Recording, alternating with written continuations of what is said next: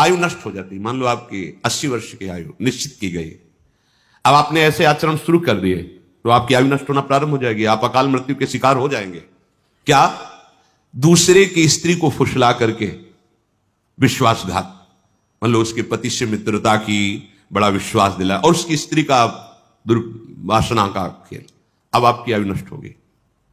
देख लो, इतिहास साक्षी है, नष्ट होना पड़ा। आप क्या चीज हो? जो बड़े बड़े तपस्या से के धनी थे, रावण आदि, विनाश हो गया। कुंभकर्ण जब जगा तब यही कहा, तेरी बुद्धि नष्ट हो गई, जब तू हरण करके लाया था उसके पहले क्यों नहीं पूछा? ये कृत्य तेरे पूरे वंश का विनाश कर देगा। पर ठीक है, तूने मुझे जगाया है तो मैं देखूंगा, पर ये निश्चित बताता हूं, तूने अच्छा नहीं किया, तेरा सर्वनाश निश्चित है। कुंभकर्ण ने उपदेश किया था, रावण ने कहा तुम्हें इसलिए नहीं जगाया कि तुम्हें प्रवचन करो, युद्ध करो जाके। ये कार्य आपकी आयु का, श्री का नाश कर देगा, वैभव का नाश कर देगा। आपको अभी लगता है कि नहीं, कहां नाश हुआ, मनमानी कर, आने दो, बीज बो गया है, थोड़ा अंकुरित होने दो, फिर तुम्हें खुद पता चल जाएगा।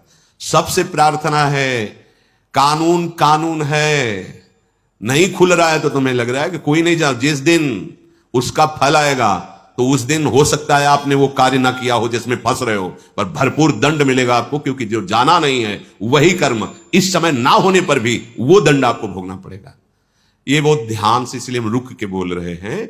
विदुर जी महाराज साक्षात त्रिभुवन के न्यायाधीश हैं। धर्म, पापियों के लिए यम और धर्मात्माओं के लिए धर्म, यही त्रिभुवन का न्याय करते हैं। ये न्याय विभाग है, जैसे धन विभाग कुबेर जी, जल विभाग वरुण देव जी, वायु विभाग अग्नि विभाग, ऐसे ही ये न्याय विभाग है हमारे त्रिभुवन का। उसके अधिपति हैं धर्मराज स्वयं। वो स्वयं विदुर जी के रूप में मांडव ऋषि के हिसाब से स्वयं पधारे हुए निर्णय कर रहे। अकाल मृत्यु, आयु का अपहरण, जो मित्र बनाया, विश्वास दिलाया और उसकी स्त्री के साथ, या स्त्री अपने पति पर विश्वास जताकर दूसरे पुरुष से, तो ये मजाक मत समझना कि अरे सब ऐसे नहीं। पति वंचक पर पति रति करई, रो रो नरक कल्प शत परई। बड़ा सावधानी का विषय है। जैसा आपके भाग्य में संविधान है, गृहस्थी में शांत रहो, गंभीर रहो। ये कुछ नहीं है इधर उधर रूप रंग देखकर जो मनमानी आचरण, ये तुम्हारी आयु को, तुम्हारी श्री को नष्ट कर देंगे। दूसरे को विश्वास दिलाकर उसके धन का अपहरण कर लेना, विष दे देना, मार दिया, धन ले लिया, छीन लिया आदि। और संत जनों की अवहेलना करना, जो सुहृदस्य आपको अपने परिवार जैसा दुलार करते हैं, आपको अपनी आत्मा जैसा दुलार करते हैं, वो आपको जो उपदेश कर रहे हैं, आपको जो शासन कर रहे हैं, वो आपके मंगल के लिए, आप उनकी आज्ञा को उल्लंघन, अपमान, अवहेलना, आपकी आयु श्री सब नष्ट हो जाएगी। साधु अवज्ञा तुरंत भवानी, कर कल्याण अखिल के हानि। जो इन दोषों से युक्त होता है, अतिमानोति वादश्च तथा त्यागो नराधिपो, क्रोधश्चात्म विधित्सा च मित्र द्रोहश्च तानिश, एत एवाशयस तीक्ष्णा कृंत्या युंश देहिनाम, एतानि मानवान घृणंती न मृत्युर्भद्र मस्तुते। जो हर समय अभिमान में भरा हुआ चेष्टा करता रहता है, उसकी आयु नष्ट हो जाती है, अकाल मृत्यु को प्राप्त होता है। बहुत सावधानी की जरूरत है। हर समय जो अभिमान में भरा हुआ है और हर समय कटु वचन बोलता हुआ अधिक बोलता ही रहता है, जिसमें विषयों के त्याग का बिल्कुल अभाव है, मतलब घोर विषयी है, और जो क्रोध करके ही व्यवहार करता है, जरा सी बात हुई, जो केवल अपनी जवान, अपनी जनेंद्री पेट के पालने में ही चिंतित है, कैसे भोगूं, कैसे पाऊं, चाहे वो मांस खाना पड़े, चाहे वो कुछ भी, कैसा भी। और जो प्रिय शिक्षा देने वाले मित्रों से द्रोह करता है, तीखी तलवार जैसे अंगों को काट देती है, ऐसे ये आचरण उसकी आयु को छीण कर देते हैं और वो मृत्यु को प्राप्त हो जाता है, अकाल मृत्यु को प्राप्त हो जाता है। अत्यंत अभिमान में भरे रहना, बहुत गलत सलत वाणी से बोलते रहना, बिल्कुल विषयों के त्याग का अभाव, अर्थात घोर विषयी, घोर क्रोधी, जो जवान और जनेंद्री, रसेंद्री और जनेंद्री का ही लंपट है, जो उत्तम शिक्षा देने वाले मित्रों से द्रोह करता है, तो जैसे तीखी तलवार अंगों को काट देती है, ऐसे ये आचरण उसकी आयु को नष्ट कर देते हैं, वो अकाल मृत्यु को प्राप्त होता है। जो अपने ऊपर विश्वास जता करके, विश्वस्तस्य येति यो दारान यस्यापि गुरु तल्पगा, उसको मित्र बनाता है, बड़ा विश्वास दिलाता है, और फिर उसकी स्त्री के साथ समागम करता है। वहां भी सारे में वर्णन, यहां भी वर्णन। और जो पूजनीय गुरु के समान, जैसे माता है, बहन है, बड़े भाई की पत्नी है, ये सब गुरु के समान पूजनीय है। जो इनके साथ गलत कार्य करता है, इनकी आयु नष्ट हो जाती है, इनका बुद्धि नष्ट हो जाती है, इनका श्री वैभव नष्ट हो जाता है। बहुत ध्यान से सुनो, यही हमारी ऐसी गलतियां होती हैं जो हमारी बुद्धि को भ्रष्ट कर देती है, हमारे जीवन को नष्ट कर देती है। पहला, किसी से भी मित्रता करके ऐसी भावना मत करो कि उसके घर में जाकर विश्वासघात करो उनकी पत्नी के साथ, ऐसा। और जो आपकी पूज्या है, जैसे माँ है, बहन है, बेटी है, बड़े भाई की पत्नी माता के समान मानी गई है, पूर्व में चरण छूते हैं, मां के समान उसको समझते हैं, तो इनको गुरु तुल्य मानना। जैसे हम गुरु को आदर से देखते हैं, ऐसे बेटी के प्रति, बहन के प्रति, अपनी माता के प्रति, ऐसे बड़े भाई की पत्नी के प्रति हम ऐसे भाव, अगर ये इनके साथ गलत भाव, तो आपकी आयु नष्ट हो जाएगी, आपकी श्री कीर्ति नष्ट हो जाएगी। जो किसी के भी साथ जो नीच आचरण वाली स्त्रियां हैं, अर्थात जो अर्थ आदि के लिए अपने देह को बेचती, ऐसों के साथ उसकी आयु नष्ट हो जाती है, उसका श्री कीर्ति नष्ट हो जाती है। और जो ब्रह्म ऋषियों की प्रति अपराध कर देता है किसी भी तरह का, जैसे रसिक मुरारी जी के चरित्र में आया कि राजा ने जब देखा बहुत संत सेवा हो रही, तो उन्होंने वहां अपना अधिकार जताना, नष्ट हो जाओगे। जो भागवत धर्म की सेवा में भागवत भाव को प्राप्त हुए जन है, तो सारा वैभव उनके चरणों में लुटता है। यदि आप शासक होकर, बड़े अधिकारी होकर, या आप बलवान होकर उसका अपहरण करते हैं, तो आपकी आयु नष्ट हो जाएगी, आपका श्री तेज पुण्य नष्ट हो जाएगा। जो किसी भी अहम में आकर के ऐसे जनों से सेवा कार्य के लिए आज्ञा करता है, संत जनों से, जो ब्रह्म ऋषि जन है, भगवत आराधन परायण है, आप बलवान हैं, आप पदाधिकारी, आप ऐसा, और आप उनसे आज्ञा करते हैं, तो आपके सुकृत नष्ट हो जाएंगे, आपकी आयु नष्ट हो जाएगी। जो आपकी शरण में आ गया है, अब चाहे अपने प्राण देने पड़े, पर उसका अहित नहीं होने देंगे। अगर वो शरणागत जो आपके समीप आया है, आपने धोखेबाजी करके उसकी हत्या करवा दी या आपने कर दी, तो इन सब की आयु चाहे जितना प्रायश्चित करें, इनकी आयु लिखा है, प्रायश्चित करने पर भी वेदों की आज्ञा है, सिद्धांत है कि उसकी आयु और वैभव नष्ट हो जाएगा। समय का इंतजार करो, ना तो ऐसे लोगों का संग करे, ना ऐसे कार्य करे। बार बार सबसे प्रार्थना की है, शराब मत पिए। क्यों? क्योंकि ये दोष बहुत भयंकर प्रकट हो जाएगा। जब आप मदिरा के नशे में होंगे, तो आपको यह नहीं दिखाई देगा कि सामने कौन है, न बोलने में, न क्रिया में, न चेष्टा में, न चिंतन में, क्योंकि उसका काम ही है बुद्धि को भ्रष्ट कर देना। इसलिए मना करते हैं हाथ जोड़कर, न तुम्हारे स्वास्थ्य के लिए अच्छा है, न तुम्हारे परलोक के लिए अच्छा है, न समाज के लिए अच्छा है, किसी भी तरह से अच्छा नहीं। मदिरापान करना, परिस्त्री गमन करना, अभिमान भरी चेष्टा करना, अधिक गाली आदि बोलते रहना, और विषयों में खूब अनुराग रखना, अर्थात विषयों का त्यागी ना होना, हर समय क्रोध नाक में रखे रहना, अपने रसेंद्री और जनेंद्री के ही भोग का केवल चिंतन करना, मित्र द्रोह अर्थात अपने मित्र पर विश्वास दिलाकर उसकी स्त्री के साथ समागम करना, और जो गुरु के समान पूज्य हैं उनके साथ ऐसी वृत्ति रखना, जो शरीर को बेचते हैं अर्थ आदि से, उनके साथ समागम करना, जो ब्रह्म ऋषियों की जीविका को नष्ट कर देना, जो संत महात्मा इनसे आदेश पूर्वक सेवा करवाना, जो शरणागत की हिंसा करवा देना या हिंसा कर देना, इनकी आयु श्री ये नष्ट हो जाती है और वो अकाल मृत्यु को प्राप्त होते हैं। श्री विदुर जी महाराज कह रहे हैं, पंचेन्द्रियस्य मर्तस्य छिद्रम चेदेक मिंद्रियम ततोष्य स्रवति प्रज्ञा धृतेः पात्रादिवोदकम। महाराज, जो अपनी 5 ज्ञानेंद्रियों को वश में नहीं रखता, तो एक भी इंद्री को यदि छूट दी, तो जैसे पहले पानी पुराने समय में रखा जाता था, मशक उसे कहते थे, बड़ा सा, उसमें एक छेद हो जाए तो फिर बूंद पानी नहीं रह जाएगा, सब निकल जाएगा। ऐसे ही तुम्हारा पुण्य, तुम्हारी बुद्धि की पवित्रता, एक इंद्रिय यदि बिगड़ जाए तो नष्ट कर देगी। इसलिए सावधान होकर 5 इंद्रियों को भगवत चरणारविंद में लगाना चाहिए। भगवत मार्ग है, लोक में धन और उन्नति चाहते हो, परलोक में भगवत प्राप्ति चाहते हो, तो ये सुधारो करे। षड दोषा पुरुषेणेह हातव्याभूतिमिच्छता निद्रा तंद्रा भयम क्रोधम आलस्यम दीर्घ सूत्रता। सबसे पहले नींद की बात कही गई भगवत प्राप्ति के मार्ग में, और इस लोक में भी ऐश्वर्य वैभव और सुख पूर्वक जीने। इसकी एक सीमा बनाओ नींद की। कोई कोई तो ऐसे महापुरुष हैं कि मतलब भोजन पाके सोते ही रहना, मनो समाधि में ही रहते। क्यों जीवन व्यर्थ करते हो? केवल जो नींद ली जाती है अपनी इंद्रियों को नवीन चेतना देने के लिए। ये कोई सुख नहीं है कि आप 8 घंटे 20 घंटे 10 घंटे पढ़े। ये जीवन पढ़ने के लिए मिला है। अरे खूब नाम जप करो, अच्छे कार्य करो, समाज सेवा, देश से, इसके लिए शरीर मिला है। ये छूट जाएगा इसको। ये जो ऐसे दुलार करके शरीर को रख रहे हो आप, इसकी गति क्या होगी जानते हो? सड़ जाएगा, जला दिया जाएगा।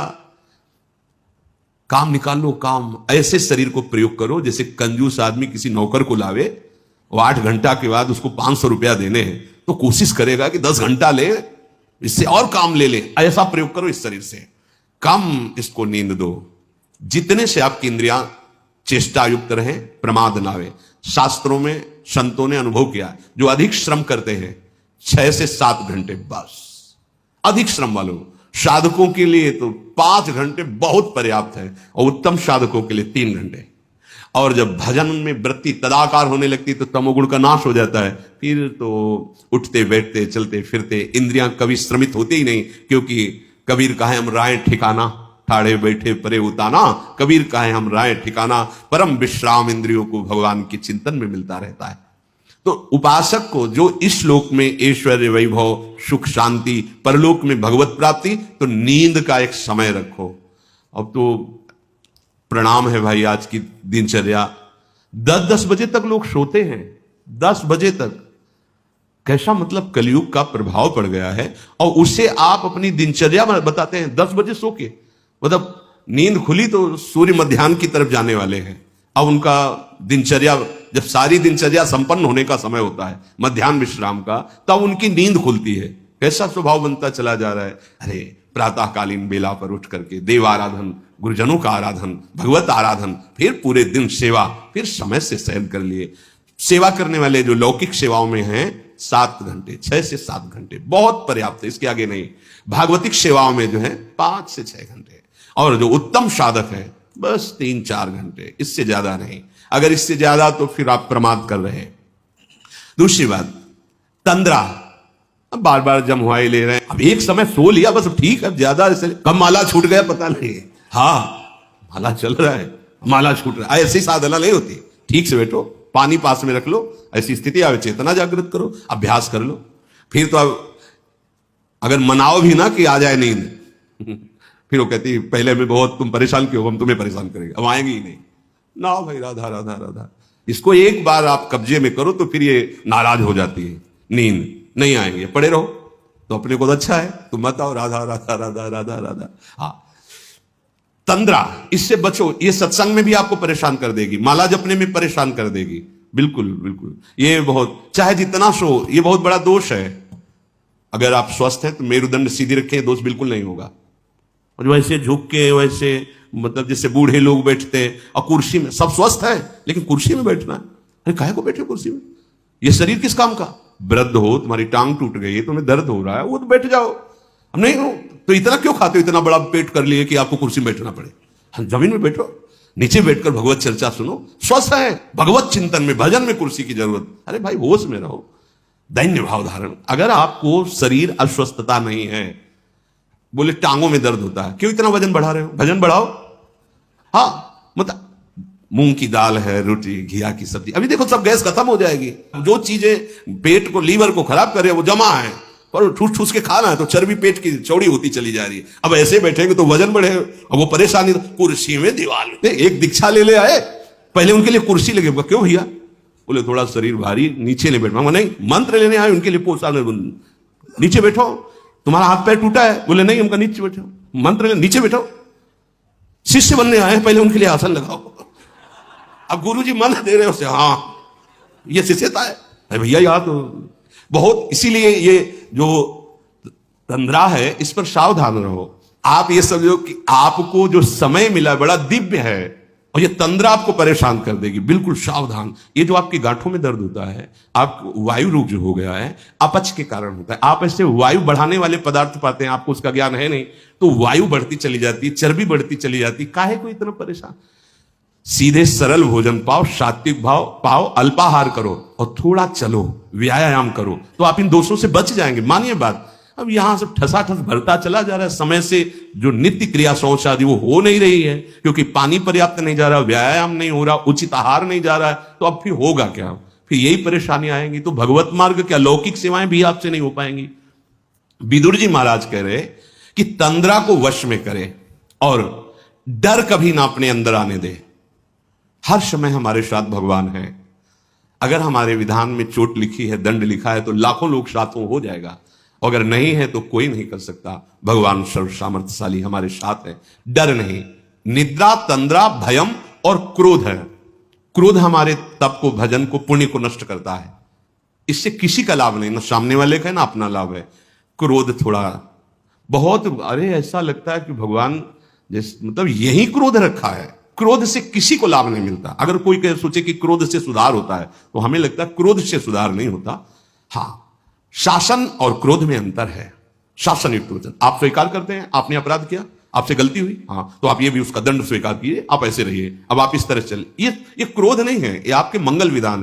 क्रोध किसी को गाली देना, कड़वे शब्द करना, किसी को पीड़ा पहुंचाना, कोई अपराध नहीं, जरा सी बात है, आप उसमें बहुत बड़ा झगड़ा कर लेते हो। इससे आपकी बुद्धि परमार्थ से विलग हो जाएगी और लोक में भी आपका मंगल नहीं होगा। विदुर जी कह रहे निद्रा, तंद्रा, भयम, क्रोधम और आलस्यम। आप अपने जीवन के साथ इस तरह का खिलवाड़ ना करें। अगर हम समय से सो चुके हैं तो अब नींद के साथ हम लड़ेंगे। हमें आलस्य नहीं करना। मतलब कोई भी नियमावली जो आपके जीवन में मिली है उसमें आप प्रमाद मत कीजिए। आलस्य का तात्पर्य आप प्रमाद से, ऐसे नहीं, उसको अक्षरशः पालन कीजिए। उसमें अगर और सेवाएं आ गई तो फिर निवेदन कीजिए कि अमुक सेवा के कारण हमारी जो आपने दिनचर्या दी थी उसमें बाधा पड़ रही, आप इसका सुधार कीजिए, हमें बताइए कि हम कैसे अपनी दिनचर्या को कर पाए। प्रमाद के द्वारा मत छोड़िए। दीर्घ सूत्रता, कहा था ना कि अगर एक दिन पूरा ना हो तो 2 दिन से उसको पूरा कर लेना चाहिए, तो आज नहीं करते हैं, या आगे अपने वर्तमान की सेवा और भजन को आगे के लिए टाल देना, ये लक्षण भगवत प्राप्ति में बहुत बाधक है और लौकिक उन्नति में भी बाधक है। मनुष्य को परम मंगल प्राप्ति के लिए यह समझ लेना चाहिए कि उसका परम मंगल सत्य से ही होगा। असत से किसी का परम मंगल नहीं हो सकता। विदुर जी कहते हैं सत्य से कमाए हुए धन के द्वारा अगर सुख चाहते हो तो दूसरों को सुख पहुंचाने की चेष्टा करो। पशु, पक्षी, साधु, महात्मा, देवता, भगवत आराधन। ऐसा नहीं कि आपने जो कमाया वो केवल अपने ही भोग के लिए, नहीं, ये शास्त्रीय सिद्धांत है। और कर्म में प्रवीणता पूर्वक लगना। जिस कार्य में लोगों बहुत एकाग्र होकर पूरा करके ही छोड़ो। अधूरा कार्य करने वाला स्वभाव नहीं होना चाहिए। जिस कार्य में लोगों, भले संसारिक कार्य है पर हम अपने प्रभु के लिए कर रहे हैं, तो आप एक अध्यापक हैं, अच्छी पढ़ाई, जितना आपको ज्ञान है वो, आप एक डॉक्टर हैं, अच्छी दवा कीजिए, पैसे पर ध्यान मत दीजिए, आपकी जितनी योग्यता है मरीज को सुख पहुंचाइए। जहां जहां जिसको जो सेवा है, वो कह रहे हैं कि कर्मण्यता, एकाग्रता पूर्वक, प्रवीणता पूर्वक, किसी अन्य प्रभाव से नहीं, आपका कर्तव्य कर्म है। जैसे अब कोई गरीब आदमी, उसके पास पैसा नहीं है और बड़े रोग से ग्रसित है, और आपके पास खूब पैसा है, आप डॉक्टर हैं, तो आपको चाहिए कि आप उसको पैसे की प्रधानता रख करके निकाल दें। ऐसा ठीक नहीं है। भगवान ने आपको धन दिया है, आपको बुद्धि दी, आप में योग्यता दी, आप 4 लोग मिलकर उसका सहयोग कीजिए, स्वस्थ कीजिए। यह सेवा आपकी भगवत भजन बन जाएगा, भगवत प्राप्ति का हेतु बन जाएगा। आपको विद्या है, आप ट्यूशन पढ़ाते हैं दूसरों से, तो आपकी भी जीवन वृत्ति ठीक है। लेकिन कोई गरीब का बालक है, आप उससे ट्यूशन के पैसे मत लीजिए, उसी विद्या में उसको फ्री बैठा लीजिए। वो आगे चल करके पढ़ लिख कर ऐसा बनेगा जो आपके चरणों की वंदना करेगा कि अगर हमारे वो टीचर हम पर कृपा ना करते तो मैं गरीब आदमी पढ़ ही नहीं सकता था। ये ध्यान रखने की बातें हैं। जो जहां है, ऐसी स्थिति में यदि कोई है तो हमें सहयोग करना चाहिए। 50 विद्यार्थी बैठते हैं जो आपको दक्षिणा देते, भेंट देते हैं, और उसमें 5 विद्यार्थी बैठे हुए जो भेंट नहीं देते हैं, गरीब हैं, तो आपका अलग से कोई थोड़ी पढ़ाना है, उसी में वो पढ़ जाएंगे और आपका भजन बन जाएगा। बस ये बातें हमें समाज में ध्यान रखनी। जहां जिसकी जो सेवा है, उस सेवा को, भगवान की सेवा तभी मानी जाएगी जब आप सब में पैसे का ही भाव नहीं रखेंगे। अपने कर्तव्य कर्म पूरा करने की बात रखेंगे। तब अगर पैसे का भाव रखेंगे तो जहां भी हैं वहीं से भ्रष्ट हो जाओगे। कोई भी पद स्थायी नहीं है, कोई भी शरीर स्थायी नहीं है, कोई भी सुख स्थायी नहीं। गर्व मत करो। गर्व करके, अभिमान करके यदि आपने कभी अधर्माचरण किया तो वह अधर्माचरण ही आपके शरीर को, आपके पद को, आपकी व्यवस्था को भंग कर देगा। देख लेना एक दिन। और आपका पद, आपका शरीर, आपकी व्यवस्था किसी गिरे हुए को उठाने के काम में आ गई तो आप उससे ज्यादा चमकने लगोगे, आप उससे प्रकाशित हो जाओगे। ऐसा धर्म स्वरूप विदुर जी का कथन। शेष चर्चा आगे। श्री राधा वल्लभ लाल।